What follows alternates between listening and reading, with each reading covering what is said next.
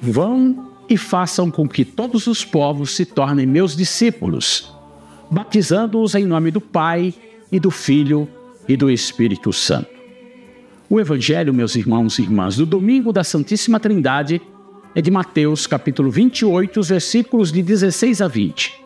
O comentário do texto é do sacerdote canadense Raimundo Gravel. Cada ano após Pentecostes, desde o século XIV, nós celebramos a festa da Trindade Santa, a festa de Deus, o Deus único e trino, o Deus em pessoas.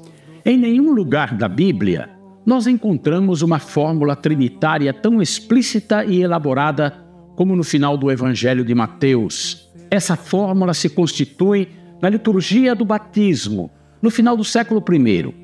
Isso não quer dizer que o evangelista Mateus conhecia o Deus Trino como o conhecemos hoje.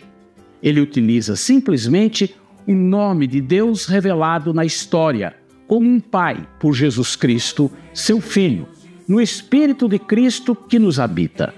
Devemos salientar que para Mateus o batismo não está reservado a um povo em particular. Ele é universal, todos os povos. A missão consiste então em batizar e fazer discípulos, não aderindo a uma doutrina, mas entrando numa comunidade de fé que se enraiza em Deus pelo Espírito Santo que nos habita. É evidente, meus irmãos e irmãs, que a pessoa que ensina é importante. Mas Jesus diz a respeito dos mandamentos que Cristo nos deu, ensinando-os a observar tudo o que ordenei a vocês. Porém, de fato, esses mandamentos se resumem em um só. Amem-se uns aos outros assim como eu amei vocês. O nosso amor deve ser fecundo, voltado aos outros, para que ele produza frutos e que ele revele outros rostos de Deus, do Deus que é amor, outras pessoas em Deus pelo Espírito Santo.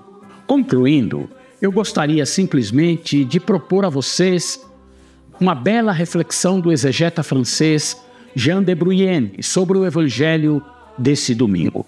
Trata-se de fazer discípulos, e fazer discípulos não é recrutar mão de obra ou procurar aderentes antes de qualquer coisa.